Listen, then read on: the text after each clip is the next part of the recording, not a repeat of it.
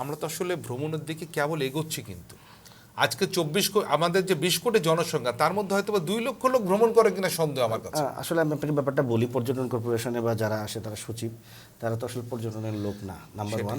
আর ওইখানে যারা চাকরি পায় তারা সাধারণ 8-10টা চাকরির মতো পড়ালেখা করে ওখানে জয়েন করে, ওখানে গিয়ে তাদের ভিতরে চেতনাটা তৈরি হয়। আমি বলছি সবারই একটা দায়িত্ব আছে। দায়িত্ব মানে এটা যে এখন তো আমাদের মিডিয়া জগতে এত বিস্তীর্ণ জায়গা আমরা চলে গেছি যে কোথাও একটা মানুষ যদি কোনো অপরাধ করে সেটা আমরা প্রিন্ট মিডিয়া দিচ্ছি, তাই না? ওই এলাকার নবাবগঞ্জের সাংবাদিক আছে, এতগুলো টিভি চ্যানেল, কেউ যদি এটাকে নিয়ে একটা রিপোর্ট করতো, এত জিনিস ভাইরাল হচ্ছে, এত জিনিস মানুষ দেখছে, কিন্তু এই জিনিসগুলো কেন আসছে না সামনে? মানে আমাদেরকে তো ভালো জিনিসগুলো আনতে হবে। সেটাই, মানে আমি সেই কথা বলছি, যেটাই দায়িত্বটা কিন্তু সবারই। মানে এখানে আপনাকে সোনা যদি চিনিয়ে না দেওয়া হয়, সোনাও আপনার কাছে একটা মূল্যহীন ধাতু। তো ওই টেস্টটা গ্রো করে নাই, মানে কোনটা যে প্রমোট করার মতো, কোনটা যে সুন্দর জিনিস, ওই সৌন্দর্য বোধই এখনো মনে হয় তৈরি হয় নাই। না, খুব চমৎকার আপনি কিছু কিছু জায়গার নাম বললেন, যেটা আমি মনে করি যে দর্শকরা নতুন নতুন করে জানবে অপু নজরুলের কাছ থেকে। কারণ অপু নজরুল এমন একটা মানুষ যে সে খুঁটিয়ে খুঁটিয়ে কোথায় কোন কোন উপজেলায় কি আছে ঐতিহ্যবাহী জায়গা যায়। এবং আরেকটি সেটা হচ্ছে খুব ভোজন রসিক মানুষ, সে প্রচুর খেতে পছন্দ করে। আচ্ছা, আপনি তো মাছের গল্প করলেন, আপনার সাথে আর একটা গল্প কিন্তু আমার বাকি আছে। সেটা হচ্ছে আমাদের ঐতিহ্যবাহী, আমাদের আর একটা ট্র্যাডিশন আছে, সেটা মিষ্টি। এই মিষ্টির বিষয়ে আপনার আমি অনেক পোস্ট দেখেছি যে বিভিন্ন জায়গায় যাচ্ছেন, বিভিন্ন কোথাকার ছানার জিলাপি, কোথাকার সন্দেশ, কোথাকার মন্ডা, অনেক গল্প আপনি বলেন। এই মিষ্টি বিষয়ে যদি আমাদেরকে কিছু বলতেন যে কোন এলাকার কোন বিখ্যাত। আসলে আমরা এখন এমন একটা অবক্ষয়ের যুগে আছি, কোনো কিছু আসলে আগের মতো নাই, সবই নষ্ট হয়ে যাচ্ছে। আমি 5 বছর আগে যে জিনিসটা খুব আমি মুগ্ধ হয়েছি, এই মুহূর্তে আমি আমার মুগ্ধতাটা দ্বিতীয়বার গিয়ে ধরে রাখতে কেন জানি পারছি না। হয়তো আমার টেস্ট নষ্ট হয়ে যাচ্ছে, অথবা ওই জিনিসটার মান নষ্ট হয়ে যাচ্ছে। তো আমি এখন যে জিনিসটা করি, সবার আগে আমার কোনো কিছু ভালো লাগলে এখন আর আমি এটা প্রমোট করি না। কারণ প্রমোট করলে 5 বছর পর গিয়ে আমি আর ওই জিনিসটা পাই না, বা আমি বঞ্চিত হই। তো তারপরে যদি মানে অন এভারেজ মিষ্টির কথা বলেন, আমি বরিশাল অঞ্চলের মিষ্টি ভালো পেয়েছি। মানে বরিশাল অঞ্চলের যারা ঘোষ আছে তারা এখনো ভালো মিষ্টি বানায়। বরিশালের তুচ্ছ গ্রামাঞ্চলের মিষ্টির দোকানের সস্তা মিষ্টিও ঢাকার কোনো দোকানে আপনি পাবেন না।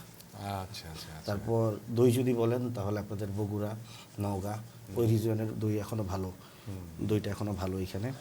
আর হচ্ছে ভোলার একটা দই খেয়েছিলাম আমি, এটা হচ্ছে মহিষের দই, ওইটা টক দই। ওটা কেমন লাগে? ওটা আসলে সবাই নিতে পারে না, অনেকের গন্ধ লাগে। পার্সোনালি আমি পছন্দ করি না, কিন্তু ওইটা খুবই উপাদেয়, মানে যারা পছন্দ করে তারা খুব টেস্ট করে। এবং ইনফ্যাক্ট ওইটা কিন্তু আমাদের প্রমোট করা উচিত। কারণ হচ্ছে ওইসব মানে ভোলার এই উপকূলীয় অঞ্চলে অসংখ্য যে দ্বীপগুলো আছে, কিছু জনশূন্য কিছু সামান্য মানুষ থাকে, ওইখানে মহিষ নিয়ে বাথানে রাখালরা বাস করে।